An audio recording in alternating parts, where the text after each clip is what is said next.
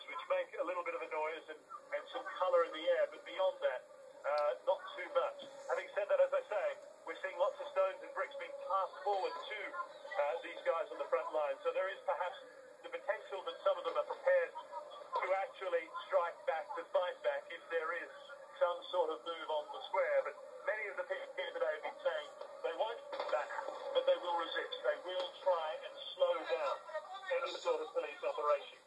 Phil, thank you for that. Phil Black is in the square in Kiev. A day of violence, deadly violence. 6 police killed, according to authorities. 15 others killed, according to the opposition. We're going to take a very short break here on CNN. That was Connect World. Thank you for joining us.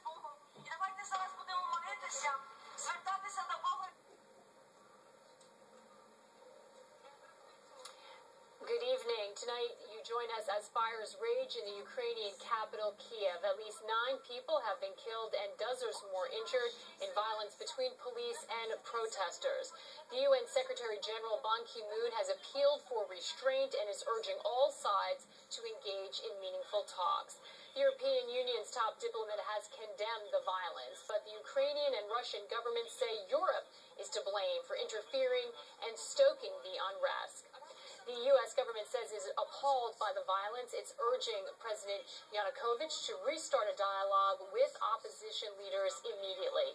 The U.S. ambassador to Ukraine spoke to CNN a short time ago. We have on the phone from Kiev the U.S. ambassador to Ukraine, Jeffrey Pyatt. Thanks for joining us, sir. What's your reaction to what's going on right now in Kiev?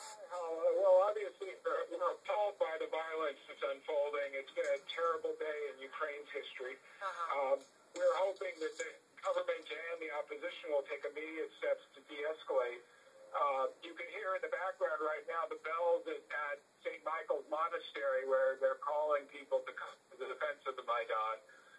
It's clear there are still thousands of people out on the plaza right now, and any effort to take that ground by violence would produce atrocious casualties. So they are encouraging the quickest possible return to political dialogue, and we hope that will happen this evening. And what is the U.S.'s role in all of this? Well, first of all, we are friends of Ukraine. We want to see a Ukraine that is stable and democratic and economically successful.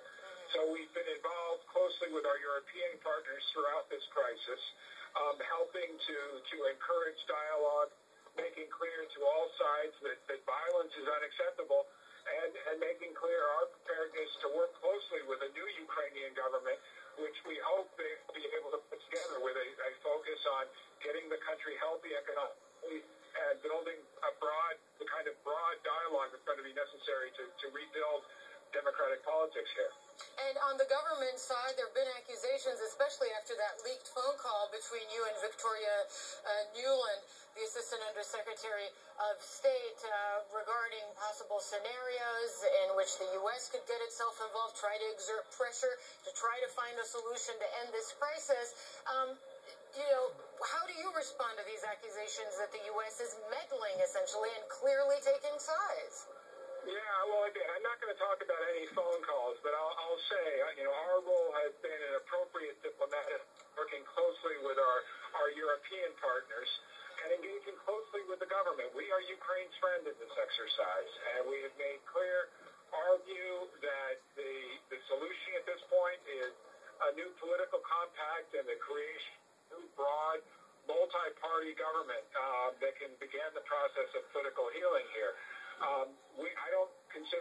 I don't consider it meddling when we're in the business of helping to build bridges between the government and the opposition. And in fact, I'm standing in front of the foreign ministry right now, and the government has on several occasions publicly welcomed the role that the United States has played in helping to encourage communication here. The United States has invested a great deal of money and political capital over the years helping to build a Ukraine which is sovereign and independent and democratic, and we certainly don't want to see that slip through our fingers now. Lastly, I want to ask you about something you tweeted. We believe Ukraine's crisis can be solved via dialogue, but those on both sides who fuel violence will open themselves to sanctions. What does that mean exactly?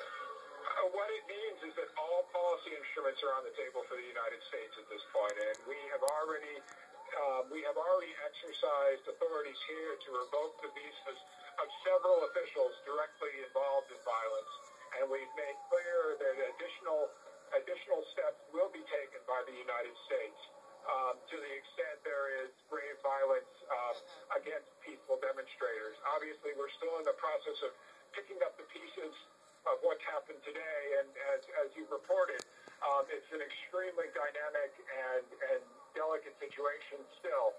But the United States wants to see the politics off the street, back in Ukraine's democratic institutions. All right. Thank you very much, Ambassador Jeffrey Payat, the U.S. Ambassador to Kiev. And that was our Holographs just a short time ago. Now, a brief reminder of how this conflict began on November 20th.